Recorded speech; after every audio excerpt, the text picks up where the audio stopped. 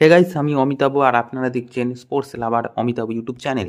তো গাইস, আজকের এই ভিডিওতে মোহনবাগান নিয়ে কিছু আপডেট নিয়ে আলোচনা হবে। তো তোমরা অলরেডি জানো কাল রাতের খবরে যে মোহনবাগানের অফিসিয়াল পেজে কিন্তু কোচ নিয়ে কিন্তু একটা আপডেট চলে এসেছে। আমাদের যে কোচ ছিলেন জোসে মলিনা, তিনি কিন্তু অফিসিয়ালি বিদায় নিয়েছেন এবং সঙ্গে সঙ্গেই কিন্তু আরও একজন নতুন কোচ কিন্তু এসে গেছেন। তবে এই কোচ কিন্তু নতুন নয়, আইএসএলেরও একজন জনপ্রিয় এবং চ্যাম্পিয়ন কোচ, যাকে তোমরা সবাই চেনো, সার্জিও লোবেরা। তো এই সার্জিও লোবেরা কোচ কিন্তু এখন আমাদের মোহনবাগানের কোচ। তো এনার আন্ডারেই অনেক বদল আসতে পারে আমাদের মোহনবাগানে। তো অনেক অনেক প্লেয়ার যেরকম আসতেও পারে, আবার অনেক অনেক প্লেয়ার কিন্তু মোহনবাগান ছেড়ে চলেও যেতে পারে।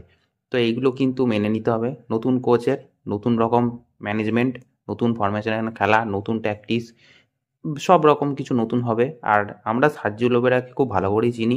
উনি একজন যথেষ্ট ভালো মাইন্ডসেটের মানুষ। তার মারাত্মক মাইন্ডসেট, চ্যাম্পিয়ন কোচ। এর আগেও তিনি মুম্বাই সিটি এফসি, তারপরে ওড়িশা এফসি, এফসি গোয়াতেও তিনি খেলেছেন এবং অনেক দলকে ডোমিনেটভাবে পরাজিতও করেছেন। তো সার্জিও লোবেরার নিয়ে কোনো রকম সন্দেহ নেই। সার্জিও লোবেরার কোচিং নিয়ে কোনো সন্দেহ নেই। যথেষ্ট ভালো কোচকেই কিন্তু মোহনবাগান সুপার জায়ান্ট অ্যাপয়েন্ট করেছে। বাট হ্যাঁ, জোস মলিনাও আমাদের মোহনবাগানকে অনেক ভালো মেমোরি দিয়েছে, যেমন আইএসএল শিল্ড জিতিয়েছে, আইএসএল কাপ জিতিয়েছে, তারপরে আইএফএ শিল্ড জিতিয়েছে। তো এরকম অনেক টুর্নামেন্ট কিন্তু জেতানোর রেকর্ডও তিনি করে গেছেন এবং আইএসএল ইতিহাসে একজন অন্যতম সেরা স্প্যানিশ কোচের নাম যদি হয়, তাও সেটা অবশ্যই জোসে মলিনার নাম কিন্তু ইতিহাসের খাতায় থাকবে আইএসএলে। তিনি এর আগে এটিকেও চ্যাম্পিয়ন করিয়েছিলেন, আবার তিনি মোহনবাগানে আসতেও মোহনবাগানকে চ্যাম্পিয়ন করিয়েছেন। কিন্তু তারপরেও হলেও চ্যাম্পিয়ন করানোটাই শুধু বড় কথা নয়, বিভিন্ন রকম তার বিহেভিয়ার এবং বিভিন্ন রকম তার ট্যাকটিক্স, তার ম্যানেজমেন্টগুলো কিন্তু মোহনবাগানের প্লেয়ারদের থেকে শুরু করে মোহনবাগান ফ্যান্সদের কিন্তু কোনোভাবেই ভালো লাগেনি। এছাড়া তার নাকি পছন্দের অনেক প্লেয়ার আসেওনি, এমনকি তিনি যে যে প্লেয়ারগুলোকে চেয়েছেন সেই ধরনের প্লেয়ার আসেনি।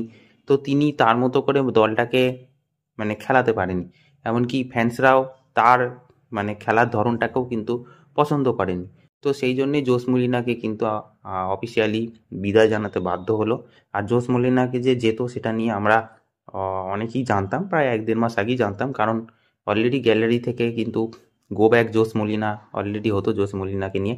তো জোস মলিনাকে কিন্তু বিদায় জানানো নিয়ে মোহনবাগানীদের কোনো দুঃখ নেই, উল্টে মোহনবাগানীদের অনেক ফায়দাই হয়েছে। এমনকি সবাই চেয়েছিল যেটা, তো মোহনবাগান সেটাই করে দেখিয়েছে।